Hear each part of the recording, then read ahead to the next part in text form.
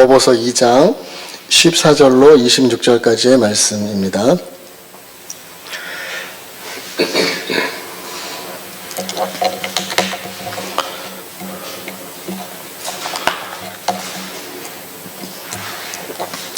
야고보서 2장 14절로 26절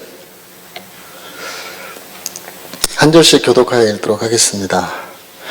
내 형제들아, 만일 사람이 믿음이 있노라 하고 행함이 없으면 무슨 유익이 있으리요? 그 믿음이 능히 자기를 구원하겠느냐? 만일 형제나 자매가 헐벗고 일용할 양식이 없는데 너희 중에 누구든지 그에게 이르되 평안히 가라, 덥게 하라, 배부르게 하라 하며 그 몸에 쓸 것을 주지 아니하면 무슨 유익이 있으리요? 이와 제하면 믿음은 그 자체가 좋은 것이다. 어떤 사람은 말하기를 너는 믿음이 있고 나는 행함이 있으니 행함이 없는 내 믿음을 내게 보이라. 나는 행함으로 내 믿음을 내게 보이리라 하리라. 내가 하나님은 누구이신지를 믿느냐? 사람보다 귀신들도 있고 아, 허탄한 사람아, 행함이 없는 믿음이 헛것인 줄을 알고자 하느냐? 우리 조상 아브라함이 그 아들 이삭을 제단에 바칠 때 행함으로 의롭다 하심을 받은 것이 아니냐? 내가 보거니와 믿음이 그의 행함과 함께 일하고 행함으로 믿음이 온전하게 되었느니라. 이에 성경에 이른바 아브라함이 하나님을 믿으니 이것을 의로 여기셨다는 말씀이 이루어졌고 그는 하나님의 것이라 칭함을 받았다니. 이로 보건대 사람이 행함으로 의롭다 하심을 받고 믿음으로만은 아니니라. 우리와 같이 기생을 당하지 사자들을 적대하여 다른 나가게 할 때에 행함으로 의롭다 하심을 받은 것이 아니냐. 함께 봅니다. 영혼 없는 몸이 죽은 것 같이 행함이 없는 믿음은 죽은 것이니라. 아멘. 지금 제게 두 가지가 없어서 조금 마음이 약간 불안한 부분이 있습니다. 돋보기를 빼놓고 왔고요. 그 다음에 오늘 그 설교 원고를 빼먹고 왔네요. 다른 때보다 사실은 교회 일찍 도착해서 좀 여유가 있었는데 정작 중요한 걸 빼먹고 와서 찬양하는데 자꾸 그 생각이 들어서 좀 집중이 어려웠습니다. 하나님께서 지혜를 주셔서 준비했던 말씀보다 더 은혜가 되는 말씀으로 우리에게 함께 나누어 주시기를 소망합니다.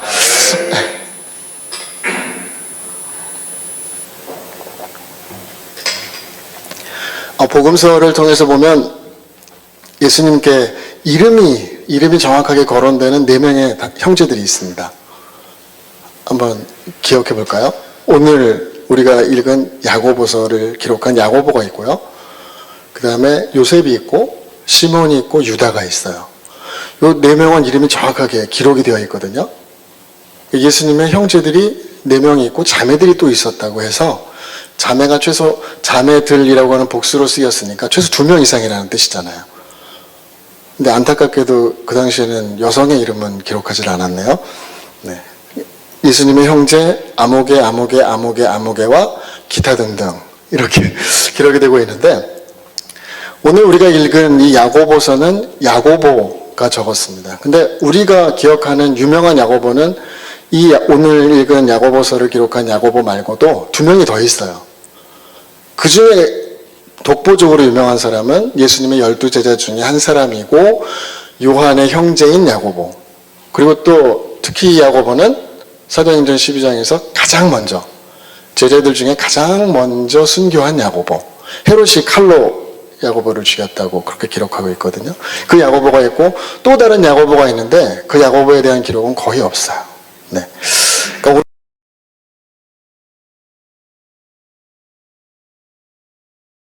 우리 형제인 야고보.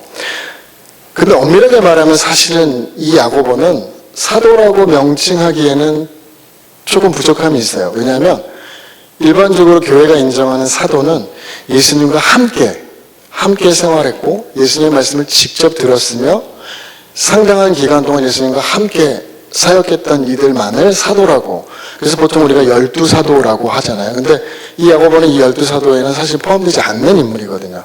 그런데 그냥 일반적으로 사도 야고보 이렇게 부르기도 하는데 제가 이 말씀을 왜 드리는가 하면 사실은 예수님과 가장 가까운 거리에 있었고, 그리고 적어도 3년 가까운 시간들을 예수님과 함께 동고동락하면서 예수님의 직접적인 가르침을 받았던 사도들하고 오늘 우리가 살펴보고자 하는 이 야고보서를 기록한 야고보는 좀 다른 면들이 있을 것 같아요.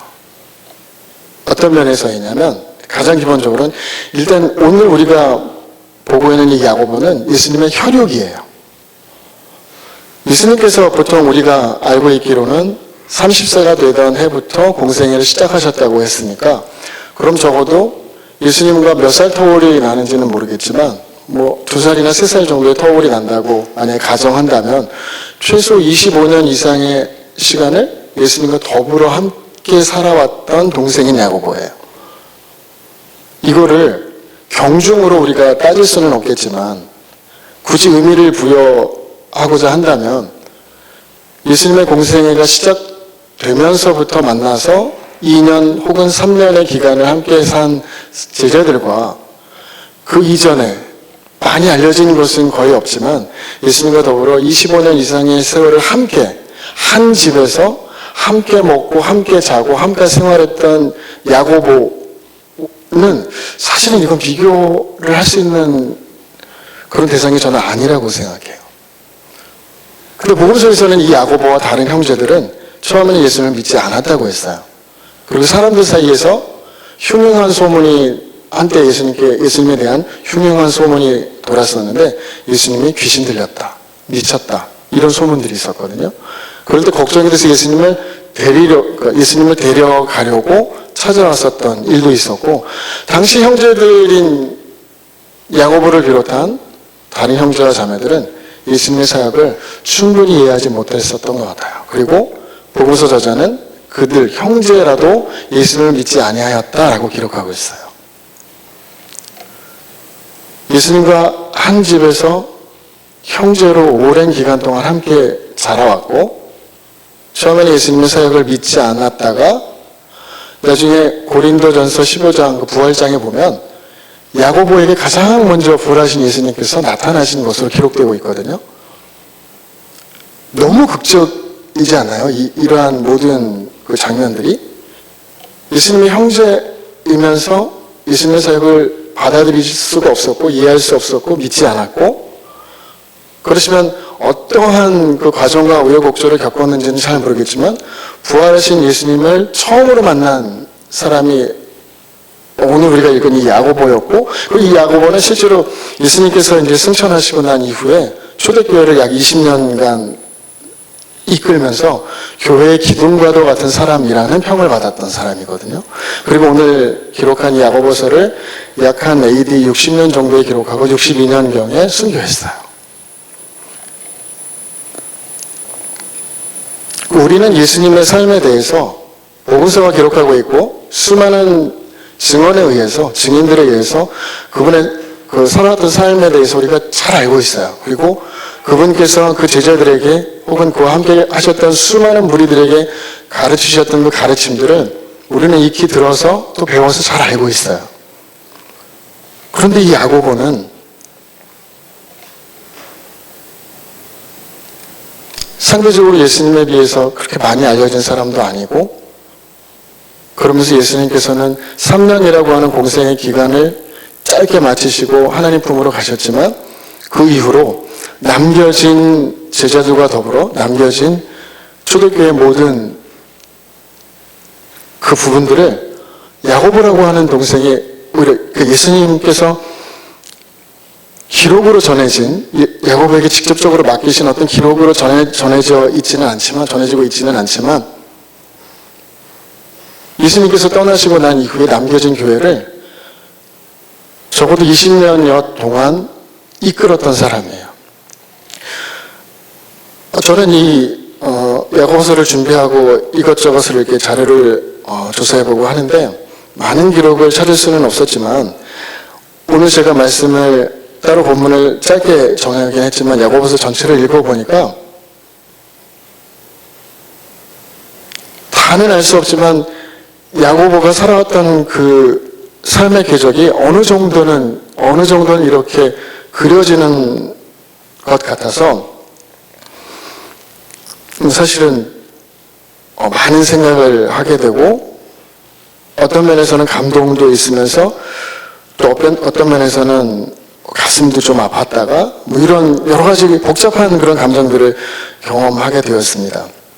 만약에 제가 야고보의 입장이었다고 한다면 저의 친형제 중에 누군가가 예수님과 똑같은 삶을 살다가 내가 볼 때는 나중에 내가 비로소 깨닫게 된 나의 형제의 삶은 충분히 가치가 있고 충분히 하나님께로부터 영광을 받았던 삶이지만 사실 예수님께서 떠나가신 이후에 남겨진 제자들에게 주어진 세상적인 평가는 그 정반대였어요. 그냥 죽임당한 한 사람. 초대교회 교인들이 상당한 수가 있었다고는 전해지지만 사실은 그 이후로 다 흩어져 버렸고요. 그리고 근근히 명맥을 유지하다가 이런저런 많은 어려움과 핍박들을 많이 겪게 되었어요. 세상적으로 볼 때는 잠깐 반짝했다가 사라져버린 시간이 지남에 따라서 이름도 채 기억되지 않는 어떤 사람의 그냥 형제이었던 것 뿐이었고요. 그리고 실제로 예수님께서 남겨주신 거라고는 예수님께서 제자들을 비롯한 그를 따르는 많은 사람들에게 가르쳐 주셨던 말씀만 그저 남겨져 있었던 것 뿐이고 다른 아무것도 남겨주지 않으셨어요. 그냥 어느 날 갑자기 호련히 떠나버리셨고 남겨져 있는 거예요. 이런 상황에서 야고보가 마음을 추스리고 그리고 교회를 이끌 수 있었던 원동력이 정확하게 무엇이었는지는 우리가 알 수 없지만 우리가 그냥 말하기 편하게 성령의 능력, 하나님을 믿는 믿음 이렇게 말하지 않았으면 좋겠어요. 정말 그 사람의 입장에서 그 사람이 되어서 살아보지 않는 한 그가 겪었을 어떤 여러 가지 어려운 혼란도 있었을 것이고 마음에 큰 짐도 있었을 것이고 벗어버리고 싶거나 혹은 피해버리고 싶은 도망가고 싶은 여러 가지 복잡한 그런 복합적인 마음들이 들었을 거예요. 그런데 이 모든 것들을 결국은 다 이겨내고 극복하고 오늘 자신의 삶을 어쩌면 정리하는 그런 단계에서 자신이 살아왔던 그 삶을 돌이켜보면서 어떤 깊이 있는 그런 필체로 우리에게 야고보서를 전해주고 있다고 하는 것은 정말 우리에게 많은 것을 생각하게 하고 또 여러 가지 깊은 의미들을 던져주고 있다라고 생각합니다. 사실 야고보서는 처음엔 그렇게 환영받는 성경은 아니었어요.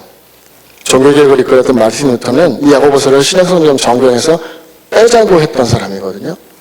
왜냐하면 바울은 로마서에서 오직 믿음으로 말미암아 구원받는다라고 했는데 오늘 우리가 읽은 말씀처럼 야고보서에서 야고보는 행함이 없는 믿음은 죽은 것이다. 그 믿음으로 내가 구원을 받을 수 있겠느냐라고 이야기했거든요. 마치 이것이 부딪히는 것 같은. 그래서 루터는 야고보서를 인정할 수 없다라고 하고 성경에서 빼버리자고 주장했었던 사람이거든요. 처음에 이 야고보서는 그렇게 환영받는 성경은 아니었어요. 그런데 지금 현재 우리가 살아가고 있는 지금 우리에게 어쩌면 가장 필요하고 가장 적합한 말씀이 이 야고보서가 아닌가 하는 생각들을 하게 되었습니다. 우리에게 익숙한 말씀이어서 여러 가지 구절들이 생각나시겠지만 야고보서를 읽어보면 어쩌면 이렇게 우리의 삶에 대해서 깊이 있게 속속들이 들여다보고 그것들에 대해서 이렇게 파헤치고 있는지 그 말씀을 통해서 우리가 깊이 있게 생각해 보게 됩니다.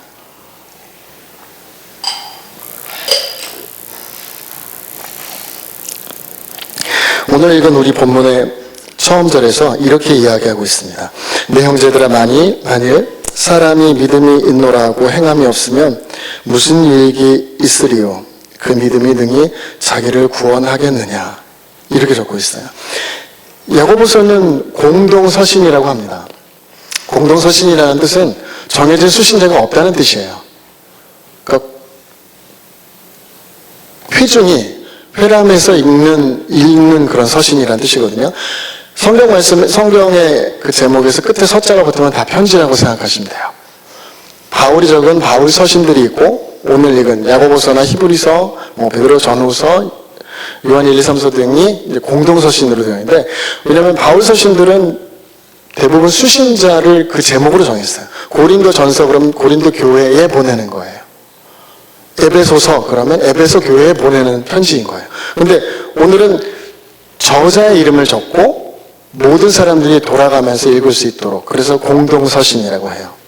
그러니까 이 야고보서는 당시 이곳저곳에서 흩어져 있던 교인들을 향해서 야고보가 마지막으로 적은 그런 말씀들이라고 생각하시면 돼요. 권면의 이야기들도 있고, 이 야고보서는 굉장히 특징적인 부분들이 있는데, 잠언 말씀 중에서도 잠언 1장부터 9절까지의 말씀의 어떤 뉘앙스가 많이 함축되어 있고요.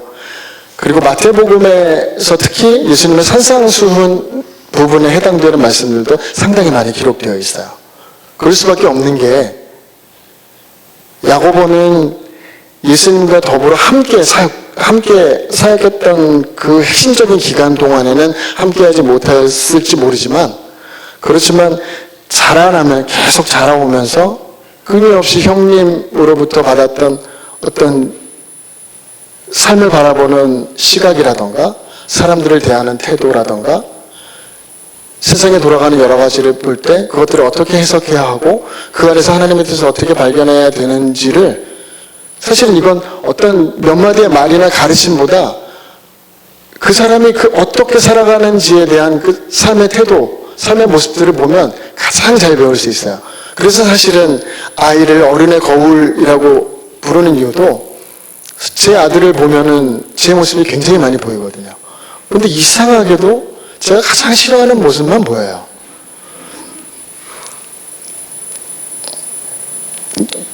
좀 닮았으면 좋겠는 모습도 분명히 있을 텐데, 잘 찾아보면 많지는 않겠지만, 근데 그런 모습들은 찾아보기가 잘 어렵고, 저건 정말 꼴보기 싫다, 이런 모습들이 그냥 확 이렇게 눈에 보이는. 근데 사실은 그 아이를 책망할 일이 아니라 제가 그 아이 앞에서 그런 모습을 보였기 때문에 그것들은 사실 이런 말로 귀로 들려지는 것보다 몸으로 느껴지고 피부로 느껴지고 분위기로 느껴지고 감정적으로 느껴지는 게 훨씬 더 크거든요. 이거는 정말 스포니처럼 그 아이의 삶으로 확 스며들어요. 그리고 그것이 그 아이의 어떤 정서나 이런 것들을 결정하게 되거든요. 근데 이것을 나중에 고치려고 하면 굉장히 어려워요. 잘 고쳐지지도 않고. 근데 야고보는 다른 제자들과 비교해서 그들이 갖지 못하는 이러한 면들을 가지고 있었던 것 같아요. 사실 예수님은 제자들과 함께 사역하실 때 많이 부딪혔어요. 많이 반대편에 섰었어요. 우리는 모든 과정들을, 모두라고 이해할 수는 없겠지만 대부분의 과정들을 다 알고 있고, 더군다나 결과까지 알고 이 말씀을 읽게 되니까 너무 놓치게 되는 부분들이 많은데, 사실은 예수님과 제자들의 삶은 늘 이렇게 함께 가고 한 방향으로만 향해서 갔던 삶은 아니에요. 늘 부딪히고 늘 삐걱거리고, 정말 요즘 아이들의 말대로 하면 막 그냥 멱살잡이 하듯이 막 그렇게 싸우는 그런 경우도, 실제로 우리가 잘 아는 것처럼 예수님께서 세상 사람들을 나를 누구라 하느냐, 엘리야라고도 하고 누구라고도 하고, 그럼 너희는 나를 누구라고 하느냐, 베드로가 주는 그리스도시요 살아계신 하나님의 아들입니다 라고 하고 주님께서 그 선언에 대해서 축복하시고 난 다음에 고난에 대해서 말씀하시니까 베드로가 어떻게 했어요? 멱살을 잡았어요. 그 말씀들은 읽은 기억이 잘 없으시죠?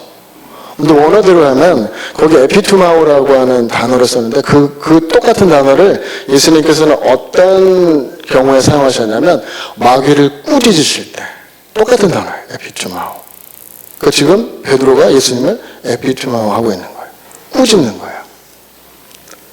그리고 그를 잡아서 한쪽으로 세웠다고 하는 표현이 있어요. 그러니까 이런 거죠. 이렇게 예수님과 베드로가 이야기하고 있는데 예수님께서 고난에 대해서 말씀하시니까 갑자기 예수님을 탁 잡고 다른 방향으로 확 끌어 세운 다음에 절대로 그런 일은 일어날 수 없습니다 라고 이야기하는 거예요. 그랬더니 예수님께서 그 유명한 축복 말씀 바로 직후에 사단아 내 뒤로 물러가라. 라고 하셨던 거거든요. 이 모든 상황들이 사실은 이게 어떤 저는 상징적인 장면이라고 생각해요. 끊임없이 예수님께서 십자가에 달리시 그 때까지 예수님과 제자들은 끊임없이 그렇게 계속 때로는 같이 가다가 때로는 서로 등을 지다가 계속 끊임없이. 왜냐하면 우리가 이러한 점들을 이해할 수밖에 없는 것이 사실 지금 여러분과 저는 일정한 거리를 두고 서로 이렇게 대하고 있죠. 가까운 거리에서 한 번도 같이 생활해 본 적이 없어요. 그러니까 아마 잘 모르시는 어떤 분들은 저 사람은 그렇게 특별히 문제가 있어 보이지 않고 성격도 좋아 보이고 늘 이렇게 막 제가 원래 우상이잖아요. 그죠? 제 애들 말로 막 늘 이렇게 찡그리고 있거나 그렇지는 않으니까. 근데 저랑 같이 살고 있는 저희 와이프나 제 아들에게 물어보면 또 다른 이야기를 할 수도 있어요. 사람은 겪어봐야 한다고 그리고 가까이 지내봐야 한다고 일정한 거리를 두고 있을 때는 알 수 없는 것들이 있어요. 사실은. 그러니까 제자들도 예수님과 일정한 거리를 두고 만약에 적정한 거리를 유지하면서 사역했다면 싸울 일도 없어요.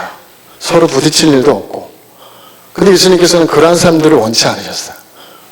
예수님께서 왜 제자들이 부르실 때 모든 걸 다 버려두고 나를 쫓으라고 하셨을까요?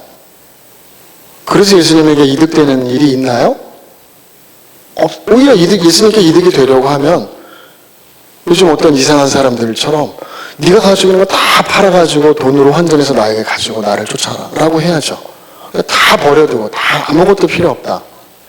다 버려두고 몸만 나를 따라오라고 했어요. 예수님께서 그렇게 말씀하셨던 이유가 있어요. 지금부터 너희가 살아가야 나와 더불어 살아가야 할 삶은 내 삶과 완전히 동화되어 가는 삶이어야 한다라고 하는 것을 의미하는 거예요. 그러니까 그냥 적당히 거리를 두고 적당한 위치에서 그냥 가르침만 이렇게 쏙쏙 그래서 마치 우리가 학교에서 지식을 습득하거나 정보를 습득하듯이 그렇게 배워서 스킬을 습득해서 내가 가고 난 이후에 너희도 나하고 똑같은 스킬대로 네 제자들 똑같이 기르면 돼 라고 말씀하시는 게 아니에요. 예수님은 당신이 살아가셨던 삶의 한가운데로 제자들을 불러 끌어당기시는 거예요. 근데 거기에 들어가려고 하니까 너무 이게 어렵고 부대끼는 거예요. 그렇게 한 번도 살아본 적이 없고 한 번도 그렇게 생각해 본 적이 없고 한 번도 그렇게 세상을 바라본 적이 없는데 예수님은 자꾸 이상한 방법으로 세상을 바라보시고 이상한 방법으로 사람들을 대하시고 이상한 방법으로 사람들이 살아가는 삶을 해석하시니까 너무 이게 힘든 거예요. 받아들이기가. 근데 상대적으로 야고보는 어땠을까요? 어쩌면 야고보는 예수님께서 공생애를 시작하지 않으시고 그냥 자신과 더불어 마지막 끝까지 삶을 살았다면 그는 죽을 때까지 형을 존경하면서 살았을 것 같아요. 근데 예수님께서 공생애를 어느 날 시작하시면서부터 따르는 이들도 있지만 반대편에서 예수님을 대적하는 이들도 그에 못지않게 큰 힘을 가진 이들이 있었고 흉흉한 소문들이 막 가족의 입장에서는 이게 쉽지 않았을 거예요. 그런데 이 모든 것들을 이겨낼 수 있었던 것은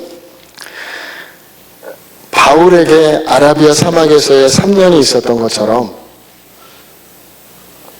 이 야고보에게는 자신의 형의 죽음으로부터 부활해서 자신의 눈앞에 부활하신 예수님 이전에 다시 부활한 자신의 형의 모습으로 그 자신을 찾아오셨던 그 예수님을 만날기까지 그 기간이 그에게 있어서는 어쩌면 바울의 아라비아 사막에서의 3년의 시간이었을 거라고 저는 생각해요.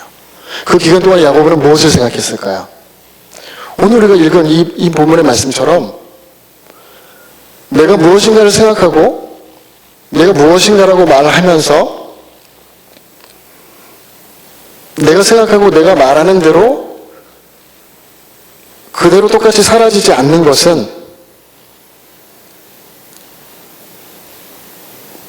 그것은 거짓이다라고 하는 것을 느꼈을 것 같아요. 그게 무슨 말인가 하면 제자들이 처음에 예수님의 삶과 부딪혔을 때 쉽게 동화되지 못해서 막 힘들어하고 막 튕겨나가려고 하고 받아들일 수 없는 어떤 어려움들이 있었다고 얘기했잖아요.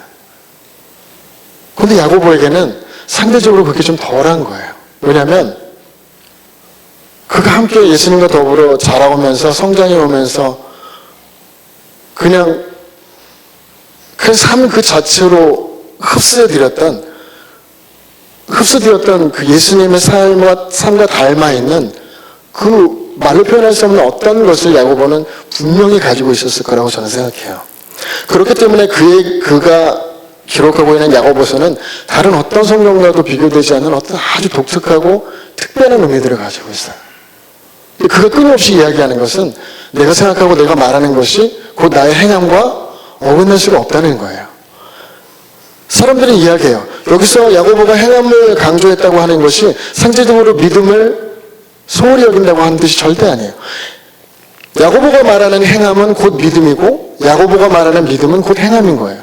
이게 절대로 분리될 수가 없어요. 그런데 그 당시 야고보가 지켜보는 교회의 모습은 그렇지 않았던 거예요. 세속화되고 세상과 다르지 않은 모습으로 점점 변모해가는 그런 교회를 바라볼 때에 야고보의 입장에서는 오히려 그 이전에 제자들이 예수님의 삶을 온전히 받아들일 수 없을 만큼 혼란스럽게 여겼던 것처럼 야고보는 오히려 이 상황이 오히려 받아들여지지가 않는 거예요. 저는 그래서 도대체 오늘 이야기하고 싶은 것이 무엇인가?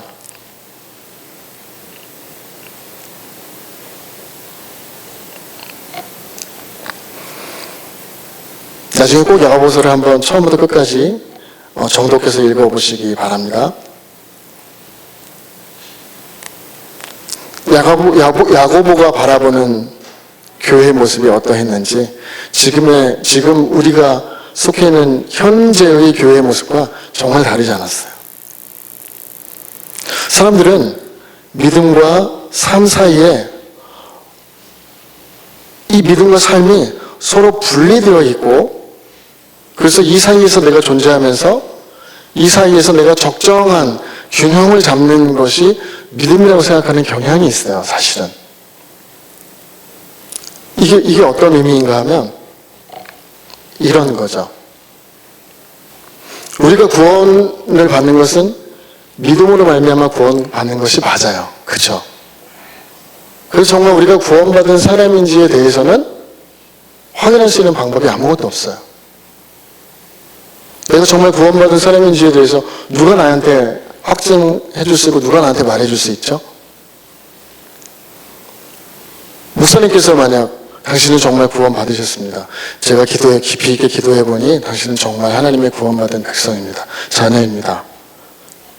그 말씀을 듣는 그 자리에서는 아멘 이루어지다가 제가 또 따로 가서 제가 혼자 생활하다 보면 그 믿음이 또 막 흔들릴 때가 있어요. 저 어렸을 때 계속 그런 과정들을 계속 반복적으로 겪으면서 살아왔거든요. 내가 어떻게 구원받은 사람이지? 내가 구원받은 사람으로서 이렇게 살 수 있나? 이렇게 생각할 수 있나? 이렇게 사람들을 대할 수 있나? 내가 이렇게 세상을 바라볼 수 있나? 끊임없이 막 갈등하고 번민하고 그런 모습들. 여러분들도 비슷한 경험들이 있으실 거라고 생각해요. 저는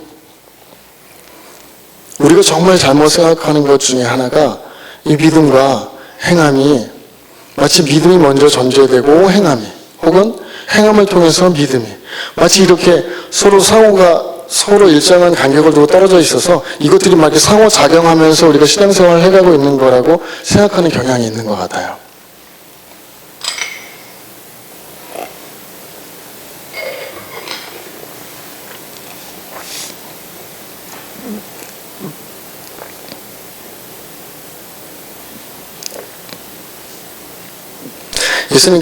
예수님께서 제자들에게 이렇게 말씀하신 적이 있었어요.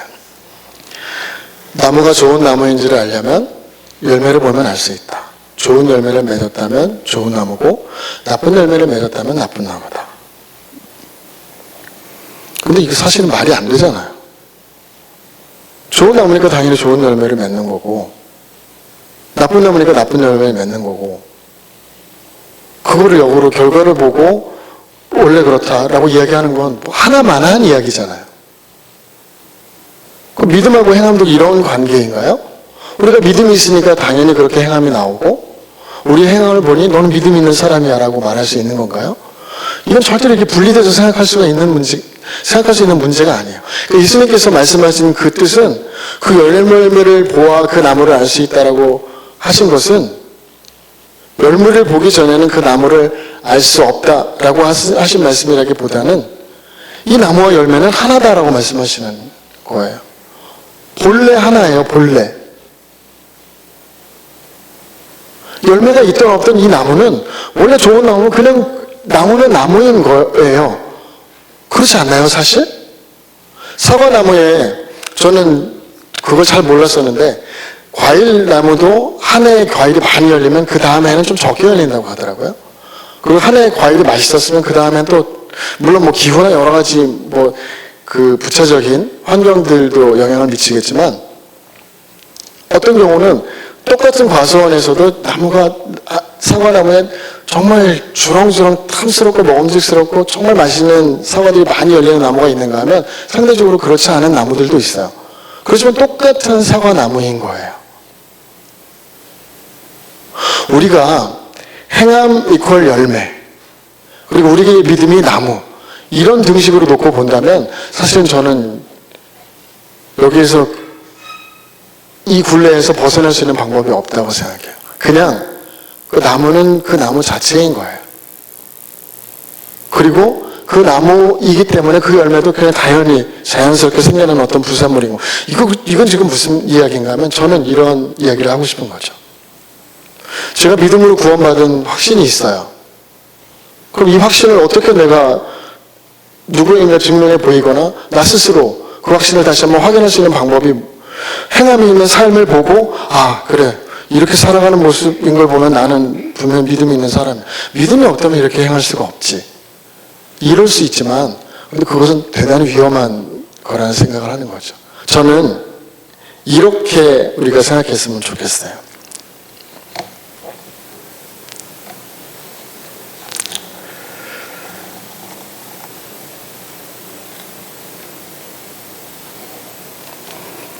우리가 참으로 하나님 앞에서 어떠한 사람인가에 대해서는 사실은 우리 자신도 알 수 없어요. 다른 사람도 알 수 없고요. 제가 하나님 앞에서 정말 어떠한 사람인지에 대해서 저를 제외하고 이곳에 앉아있는 분 중에 정확하게 알 수 있는 분은 아마 안 계실 거예요. 그러면 저는 저의 자신에 대해서 잘 알까요? 잘 몰라요, 사실. 저도 제가 막 헷갈리고 혼돈스러울 때가 굉장히 많아요. 그럼 저는 좋은 나무일까요? 나쁜 나무일까요? 때로는 좋은 열매를 맺기도 하고 때로는 그렇지 못할 때도 있어요. 그러면 좋은 열매를 맺을 때는 제가 좋은 나무였다가 나쁜 쓴 열매를 맺으면 제가 갑자기 나쁜 나무가 되는 건가요? 하나님은 저희를 그렇게 두시지 않는다는 것이죠. 저는 이렇게 생각하셨으면 좋겠어요. 우리가 믿음을 가지고 살아간다고 하는 것은 야고보도 이야기했던 것처럼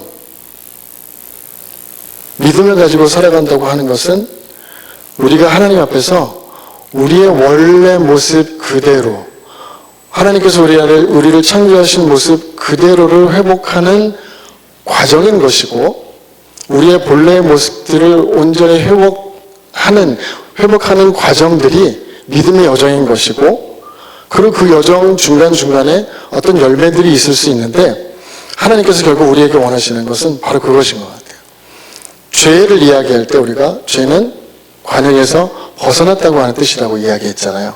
근데 우리가 잘못 생각하는 것 중에 하나가 죄와 어떤 나쁜 행실, 악한 행실을 동일시하는 것인데 그건 그렇지 않아요. 그런 것들은 죄로 말미암아 생겨나는 자연적인 어떤 것들이고 사실은 죄라고 하는 건 본질적으로 하나님의 뜻에서 벗어나 있다고 하는 거예요. 이 하나님의 뜻에서 벗어나 있던 우리가 하나님의 뜻을 다시 찾고 그 하나님께서 본래 우리로 하여금 가게 하려고 하셨던 그 방향으로 흔들림 없이 가는 것, 그게 믿음인데 그 믿음은 오늘 야고보가 이야기한 바에 의하면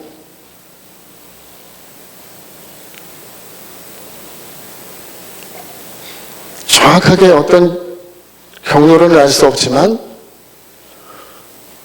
분명히 하나님께서 나의 삶을 붙들고 이끌어 가시는 그것, 저는 이걸 어떻게 표현을 해야 될지 모르겠어요. 성령의 인도하심이라고 말하기도 좀 어렵고, 저만 알 수 있는 분명한 그것이 있어요.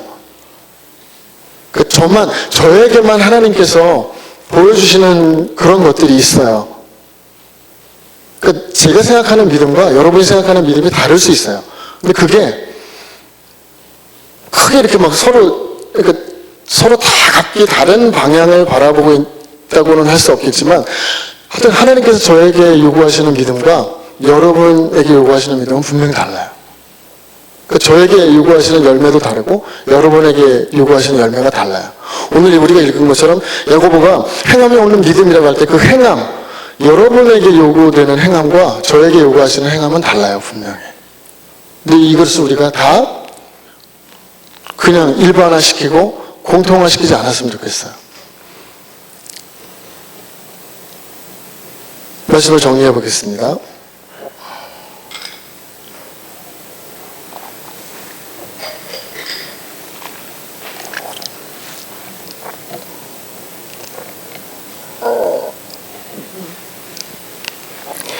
오늘 야고보서를 통해서 우리에게 하나님께서 말씀하시는 믿음 혹은 행함이 있는 믿음이라고 하는 것은 무엇일까요?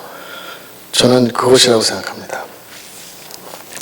오늘 읽은 말씀 중에서 보면 마지막에 이렇게 야고보가 적고 있어요. 영혼 없는 몸이 죽은 것 같이 행함이 없는 믿음은 죽은 것이다. 영혼과 몸이 온전히 결합되어 있을 때만 우리는 사람이라고 이야기해요. 살아있다라고 이야기해요. 영혼이든 몸이든 서로 절대로 분리될 수가 없는 거예요, 사실은. 근데 은연중에 우리의 신앙 가운데 자꾸 이원론이 자꾸 끼어들어와서 선과 악으로 나누고 세상과 교회를 나누고, 근데 이것들은 하나님의 뜻이 아니라고 저는 생각해요. 하나님께서는 교회를 사랑하시는 것처럼 세상을 사랑하시고 세상을 사랑하시기에 교회에게 세상을 맡기신 거예요. 하나님께서는 이것들을 절대로 나누시지 않으셔요. 그래서 선과 악으로 나뉘어서 끊임없이 선과 악이 대립해서 싸우는 것처럼, 그래서 우리가 마치 세상을 대하여 세상을 정죄하고 세상을 어떤 대적해야 할 상대로 그렇게 생각하는 것을 하나님께서는 기뻐하지 않으셔요. 하나님께서 원하시는 것은 이런 것인 것 같아요. 그래서 오늘 야고보가 두 사람을 등장시켰죠. 아브라함과 라합. 간단하게 적고 있지만 아브라함이 아들 이삭을 제단에 바칠 때에 행함으로 의롭다 하심을 받은 것이라고 하셨는데, 말씀을 이렇게 기록하고 있지만 실제로 이삭은 바쳐지지 않았어요. 미완이었어요, 미완. 바치려고 할 때 하나님께서 말리셨죠. 그거 완성되지 않은 거예요. 그럼 거기에 행함이 있는 건가요? 그럼 하나님께서 원하시는 행함은 어디까지인가요? 죽이려고 했기 때문에 실제로 결과적으로 죽이지는 않았지만 죽은 것과 같이 여기셨던 건가요? 그걸 하나님께서는 너의 행함, 충분한 행함으로 인정하고 그것을 믿음으로 그렇게 하셨다는 뜻일까요? 저는 그것이 아니라고 생각해요. 그러니까 우리는 자꾸 그렇게 생각하고 싶어 해요. 점수를 이렇게 매겨서 적어도 우리가 90점 이상이 돼야 믿음의 사람, 이래야 우리가 좀 안도감을 갖는 것 같아요. 근데 사실 어떤 의미에서 본다면 처음에 아브라함이 그 하나님의 음성을 듣고 내 사랑하는 아들을 하나님께 제물로 바치라고 하는 것이 하나님의 뜻이라는 것을 깨닫게 되면 그 깨달은 그 순간부터 아무 말도 하지 않고 떠날 채비를 하고 실제로 떠나고 사흘길을 아무 말도 하지 않고 걸어가고 하는 이 모든 과정들이 저는 이미 하나님께 행함으로 인정받은 그런 과정이라고 생각해요. 굳이 거기를 어느 단계까지 딱딱 끊어서 적어도 채비까지는 했으니까 30점, 출발했으니까 50점은 줘야지. 사흘길을 쉼 없이 아무 말도 하지 않고 걸어갔으니까 거기까지는 70점을 줘야 돼. 끝까지 어쩌면 망설였겠지만 나무를 준비하고 아들을 묶어서 제단에 올리는 것까지 하면 90점. 이제 마지막으로 칼로 아들을 찌르면 100점, 완성. 이렇게 생각하는데 하나님께서는 그걸 원하시는 게 아닌 것 같아요. 그 믿음과 행함이라고 하는 관계는 이런 도식으로는, 이런 과정으로는 설명되지 않는 다른 차원의 어떤 것이라고 저는 생각해요. 그러니까 그렇게 전제할 때만 오늘 말한 야고보가 말한 믿음과 야고보의 행함이 결국 하나라고 하는 것이 사실은 이해되기 시작해요. 이게 만약에 서로 떨어져 있는 서로 다른 개념이 어떤 것이라고 하면 이 말씀은 사실은 온전히 이해되는 게 절대로 쉽지 않아요. 그렇기 때문에 오해한 사람들에 의해서 야고보서는 처음에 배척당할 뻔한 그런 말씀이었는데 사실은 야고보서만큼 저는 깊이 있게 어쩌면 우리 모든 믿는 사람들이 늘 곁에 두고 끊임없이 읽고 묵상해야 할 생활 백사처럼 우리에게 가장 귀한 성경 중에 하나로 주어진 것이라고 저는 생각합니다.